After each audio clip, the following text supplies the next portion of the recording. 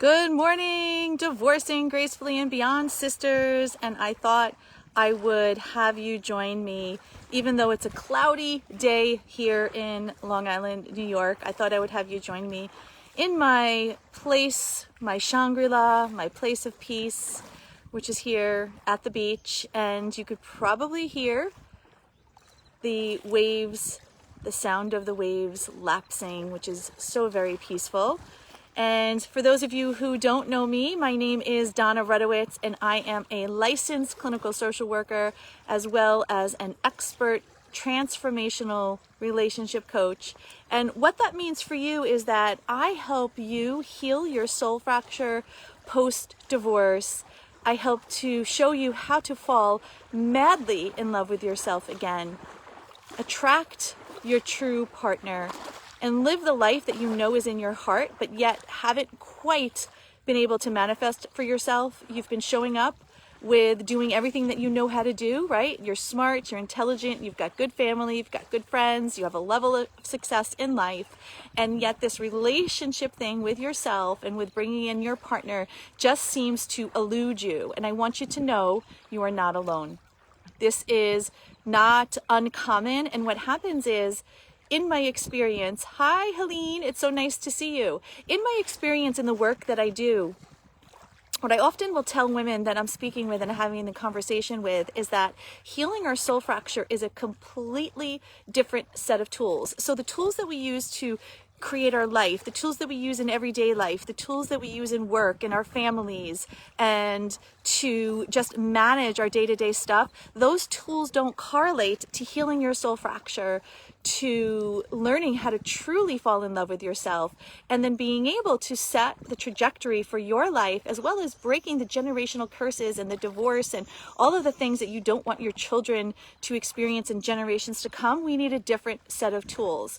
And that's what we do here at Divorcing Gracefully and Beyond, is we look at our subconscious beliefs, patterns, and behaviors, because 5% of what we attract in our life and how we show up is conscious, and 95% of how we show up and what we attract in our life is subconscious. So you could tell me, Donna, I'm ready to get out there, I'm ready to meet my soulmate, and I believe you, and I honestly believe you, and I know you believe that too. But what ends up happening is when you start attracting the same type of people over and over and over again that aren't the people you want to spending your life with, that's universal data that you've addressed the conscious, but we haven't addressed the subconscious. So here at DG and in our DG community and the women that I work with who are my clients, it's not about wrong or right, bad or good. We just didn't have the right tools. And so when we have the right tools, we really could begin to see those shifts and transformations in our life that we're desiring.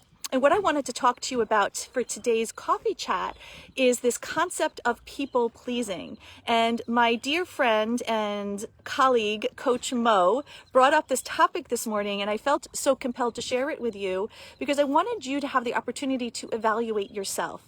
There's a difference between being a people pleaser versus being a people lover, a people strategist, enjoying people. When we're a people pleaser, what we tend to do is we tend to go into this mode of trying to make everybody else happy.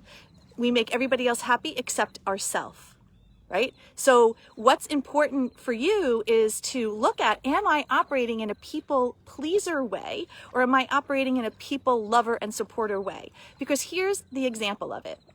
Let's say there's a member of my family, or I have a loved one in my family that comes to me because there's something that they're not liking about my behavior, let's say.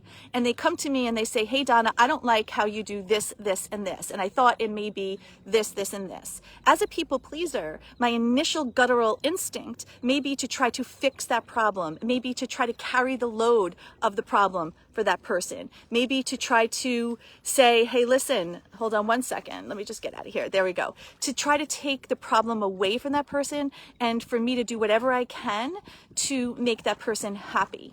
Now, there's nothing wrong with wanting to have a sense of peace in your home. But when we try to make people happy in spite of our own circumstances, meaning if we're making people happy and we're throwing ourselves under the bus along the way, that's not a healthy way to be operating. Rather, what happens if we looked at it this way? If we looked at it as, I am a people lover, and I love humanity, I love people, and I love my loved ones in my family. And rather than me trying to please them, because let's say, again, going back to the example that I wasn't doing something, maybe let's say my daughter didn't like the way I was food shopping.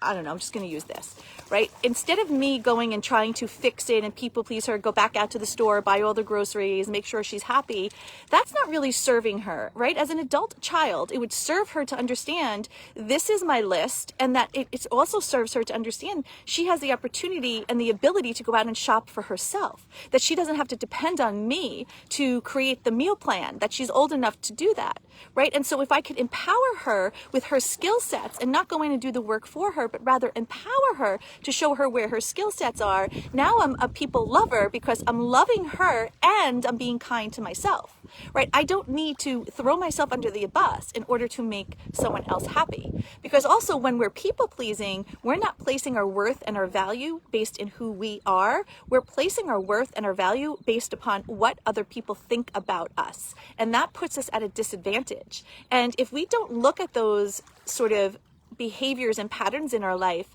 we could have gone from one relationship to the next relationship to the next relationship, trying to fix the problem, but yet the real issue is really within ourself, our subconscious beliefs, patterns, and behaviors, and how we're operating. And again, it's not right or wrong, bad or good, but if we don't check ourselves at the door and look at what we're bringing to the table, then what we're going to end up doing is keep attracting the same type of person over. And what I often say is, if we don't change the subconscious beliefs and patterns within ourselves, we'll attract our ex-husband 10 times over. We'll just attract a different body. We'll attract a different face. And that's the last thing we want to do, right? If you're in your 30s, 40s, 50s, and 60s, you don't want to have to go through this again. You don't want to have to attract, looking for your knight in shining armor to attract an idiot wrapped in tinfoil.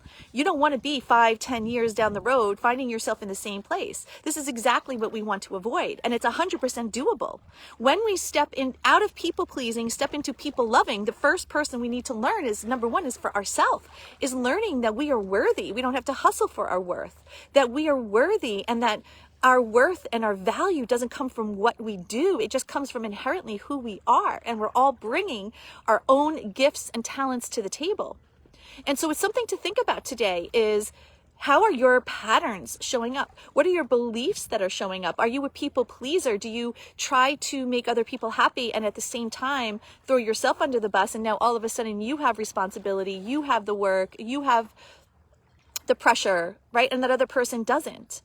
That's not the way that we want to be, because again, if we don't adjust that in ourselves, then we're likely going to attract a soulmate, or I wouldn't even be your soulmate. I would say you're likely going to attract a person who is going to need that piece of you. They're going to need you to fix them. They're going to need you to take care of them. And I'm pretty sure we're probably all at this point in our life that we don't want to be anybody else's rehabilitation plan.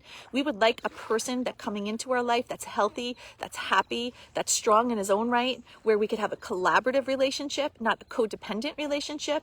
And collaborative means that you're showing up to the table in your best self, he's showing up to the table in his best self, and that you're both contributing to the relationship. There's no power struggle, that you can be unapologetically who you are. He could be unapologetically who he is, but there's no one person that's a power and control. It's a collaborative. It's an interdependent relationship versus a codependent relationship.